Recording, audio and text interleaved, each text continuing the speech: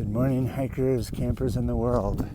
It's about 6 o'clock. I'm just leaving camp. Had to do a little bit of mini stealth camping last night. Got to see the side of the duplex in a very small spot. Fortunately, the soil was just enough to hold my stakes. Anyway, it's a beautiful morning, huh? No issues today. Everything feels good. Pretty good rest. And looking to head out first to Pioneer Mail for a morning break, and then to Sunrise Highway for lunch, and then maybe another 4 miles, and that'll make it, let's see here, and it'll be somewhere around 15, 17, I think. It's a little early to do math. So, anyway, that's the story. Catch you later. Oh, temperature was 48. It was 47, 48 in my tent overnight. Right now it's got up to 51, I think. Now it's backing off into the high 40s. But it's going to be a pretty good day, I think. All right. No wind, just the gentlest of breezes here. This area can be pretty windy at times. So we'll see how it is by the time I get over to Sunrise Highway. That's the real wind tunnel. All right. Hello. So this morning, let's see, I started off with basic hiking garb, which was shirt, shorts, shoes, and socks. To that, I've added earband, cap 2 over my shirt, wind rain jacket over that, leggings somewhere down there, and mittens. Be shedding those before too long. It's probably 6:10, 6:15. I'm at about mile 49, and I'm going to turn the camera around because I'm kind of waiting for the sun to pop. If it will, get some of that. All right, it's getting ready. Good color. So I'll shut this off for the moment. But yeah, it was a good night, and I had a good normal breakfast, so I should be ready to go. On this, the 9th day of April, day 4, looking down over the Anza Borrego Desert. And there does appear to be some sort of reflection. I don't think that's the Salton Sea. It could be. I'm trying to think of where I am now. Yeah, I think that's a little too far south, but whatever. Looking south, and the moon is still up.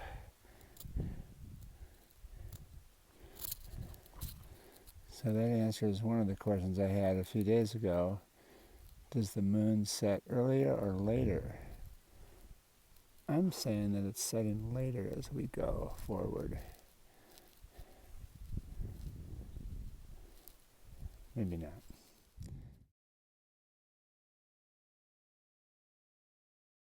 And here it comes. That is pretty.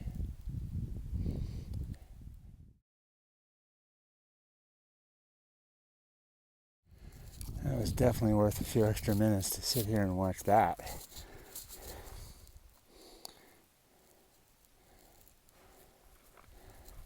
And it came up right about 6:18. All right, let's walk somewhere.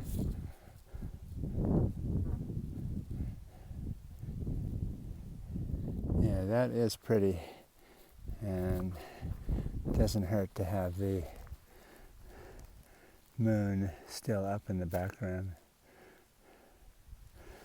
All right, we're headed off that direction.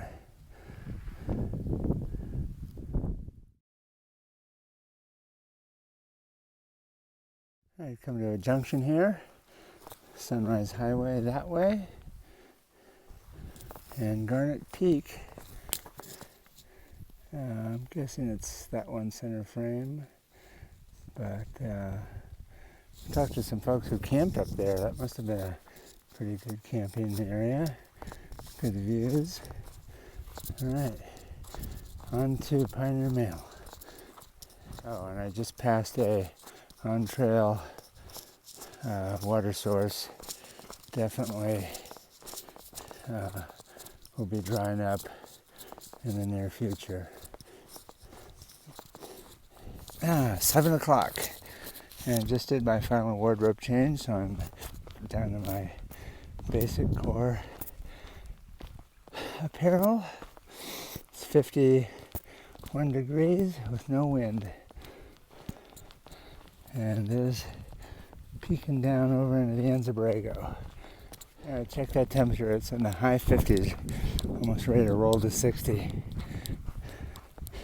Nice.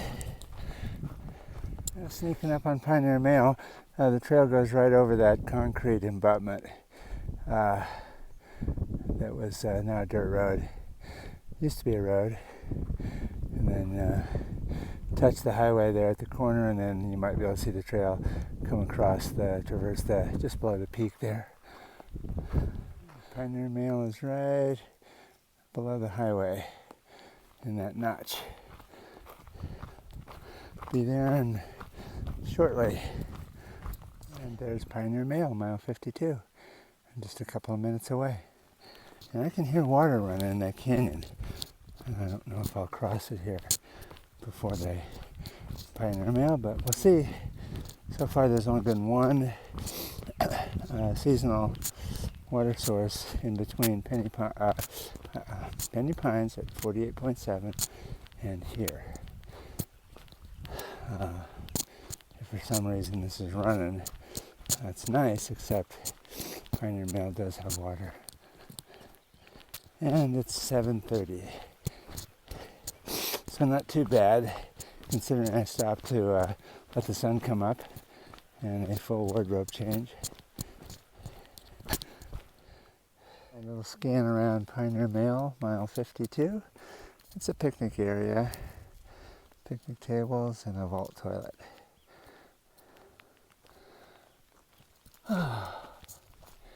And I'm headed that way.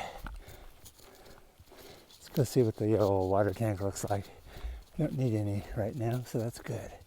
So hopefully, pretty sure Sunrise Highway will be good to go with water. And it's 8 o'clock right on the dot. Should be about 7 miles from here to Sunrise.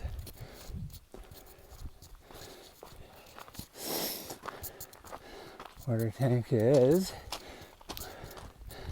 right there. Today, April 9th, it's about a quarter full, which means the lower spigot probably works. See if there's anything coming out of the top. There you have it. And per usual, this water and most others like it probably do need to be filtered to be safe. Into Borrego.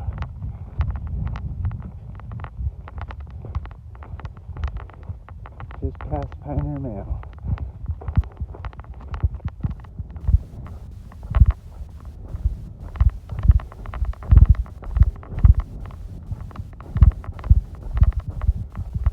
Okay, this is the boulder field, which is about halfway between Pioneer Mail and Sunrise. Can be a good spot to post up if the wind is really screaming, because the prevailing comes from the west.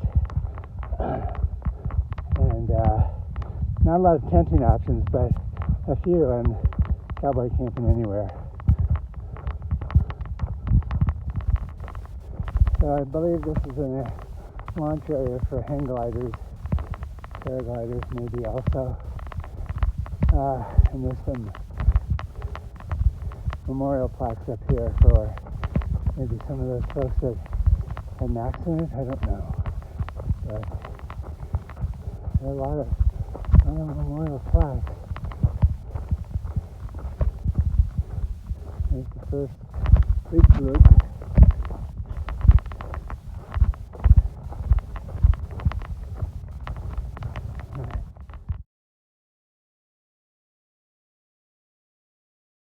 Alright, so I saw 3 seasonals through the boulder field, and this is about mile 57 or 8, and it's got great flow.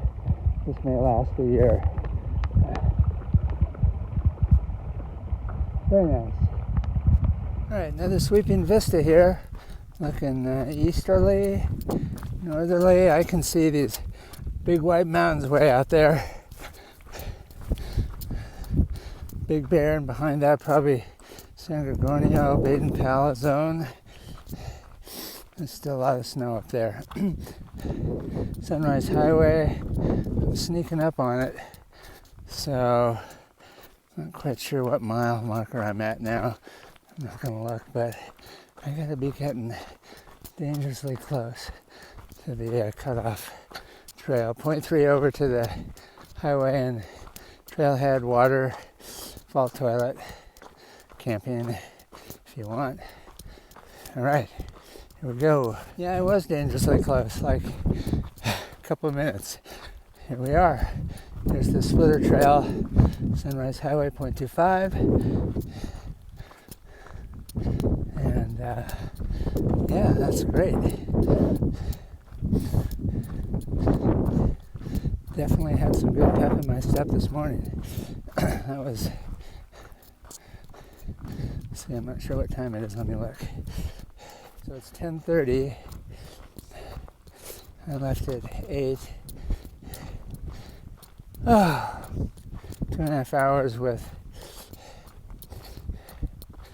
a couple of stops. Let's see here. I think that was 7 miles, and I think about 2.5 hours. I did stop to talk to some other hikers for a bit, but not much. So whatever that calcs out to, I usually run 2.6 miles per hour over a day of ups and downs.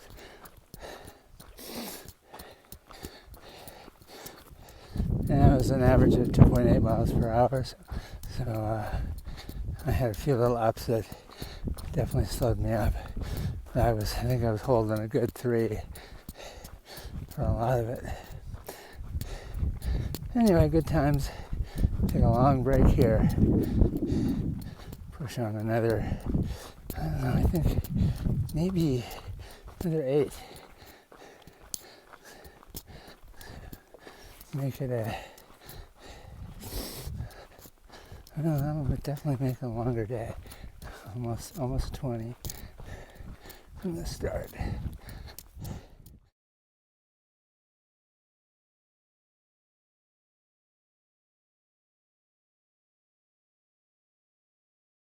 All right, here's the water tank at Sunrise Highway. It's usually pretty full. Just don't mess around with the levers and stuff. But right now it's got plenty of water. Filter it though. There's the big tank and the solar panel for, I think, a pump. Anyway, I'm going to go back to the trailhead, take the Splitter Trail back over the old PCT. Alright, that was a good lunch break. Go up and catch what's behind me. Sneaking back down towards the water tank from trailhead. A lot of mud. And trailhead exits the parking lot to a splitter trail directly across the street, and ends up connecting back up with the PCT. That's where I'm headed. See you later. Right down there. So coming down the big drop into the canyon, that is campsites down there, and then you get to walk up that dirt road, which is decently steep, a fair distance, and then it peels off to the PCT, which traverses across that way. So yeah, it's a nice day, nice breeze, not too hot. Yeah. All right, later on, I'm hoping there's water down there. Not a disaster as there isn't, because we're continuing on to the next place, which I think is a water source this year. All right. Yeah. He's not a baby. Hey there, guy. Well, hello. I don't want to stress you out, so I'm not going to hurt you. But you're pretty. You're an adult, but a young adult. Nice. You stress me out, a young adult. Yeah.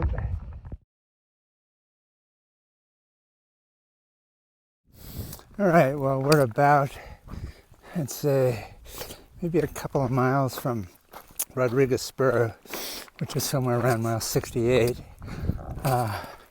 There's the, if you look straight across from that first low hill, way over the brownish, that's the San Felipe Hills. We'll be going up that maybe tomorrow morning. It's definitely getting warmer. It's 74 right now on my thermodrop. There's the light breeze, but definitely you can feel the sun. It's warm. If you're not at all heat tolerant, this would not be a good time of day to be hiking. My partner, she is from Washington. You can see her up there with the umbrella. That helps carrying your shade. For me, just my hat in weather like this is enough to stay hydrated. And yeah. Okay, so we've just finished traversing those hills I showed in previous clips, and we've just come up and over a saddle to the other side of this mountain, and way down there is Rodriguez Spur, mile 68. That's where we're headed tonight. From there it's 9 miles kind of to the right, behind on the other side of the mountains you see, and then it drops down onto the flats for a couple miles, takes you out to the road and the bridge at Scissors Crossing. For us, we're going to be basically trending down. The trail just kind of snakes its way around and down. You might be able to see part of it over there to Rodriguez Spur, where last report I saw on Facebook, I think said they'd filled the tank, so we're counting on water being there. As an add-on to my comments about heat and stuff and water, basically you definitely need to know on the average how many miles per liter you use and need as an individual. Don't take someone else's figures.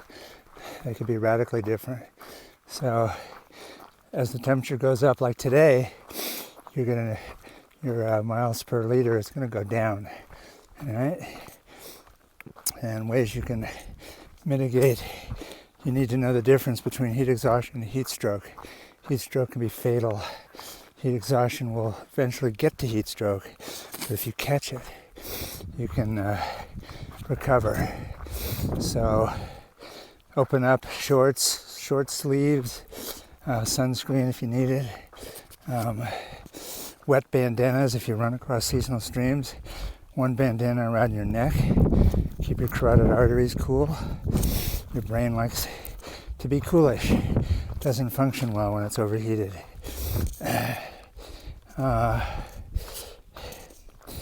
Today it's 74 with a breeze. Like I said before, you can definitely feel the sun. If you're having to really exert it's going to start to affect you. And this is not even the hot part of the year yet. So, buyer beware. Just, you really have to know your limits. Otherwise, you're looking at a serious problem. Keep an eye out on your people you're hiking with too, because one of the first things is confusion. You know, they won't be drinking much, they'll be confused, stopping. It's the yellow light blinking. Do not let it go to red. Otherwise, you'll be pressing the button and hope they can get to the victim before they expire. Do not want that.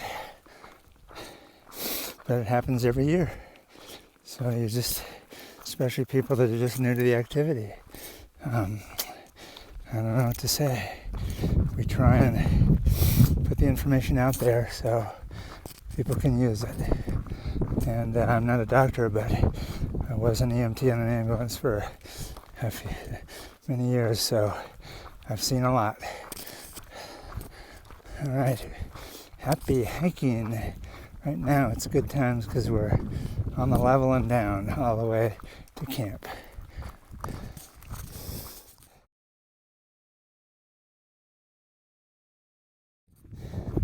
All right, it's 3:30, coming into Rodriguez Spur, kind of a crossing here, mile 68.4. This will be make it a 19.7 mile day for me, but fortunately the trail was not very aggressive coming across into Sunrise and then down. Just one little blip of the road, up road, at mile 64. I don't see anybody here, just passed a few people posted up back about 0.2 or 3. Didn't sound like one of them knew about the water tank, which is right there, center frame. I'm going to drop my pack in the shade and get some water. All right, here's a little tour of the Rodriguez Spur water tank and how to do it. Obviously, be sure it's shut off before you leave. You want to drain the tank. You can see in here there's a big valve and then a little valve right down there. The little valve is the one you want. And right now it's delivering probably, I think I got 2 liters in 30 seconds. So that's pretty sweet. That means the tank up on the hill here has definitely been filled. So, excellent. I will be posting to Far Out. There really wasn't a recent comment at all, which is really surprising because there have got to be other hikers going through here. This is April the 9th. Anyway, I'll post. And there's my little shady spot for this afternoon, so that's good. Yeah. And the trail picks up right there towards Scissors. 9 miles to Scissors tomorrow. All right. Here's my little post up in the shade of the bush at Rodriguez. That's going to be nice. And if I walk over here to the edge, looking down into the valley, can't really see the road up to Julian, but Julian is up this way. And the Stagecoach RV Park is the other way. Can't even see Scissors Crossing because this hill's in the way, but the Stagecoach is actually a good little spot. They have cabins and probably 10 sites. I was there, looked at the store, good resupply options. It's 4 miles from Scissors, so, but that road gets traveled a lot, so hopefully trail angels and whatnot, people that want to get there. Plus they do have a swimming pool. Yeah, so it's an interesting option other than Julian, which is a cute little town.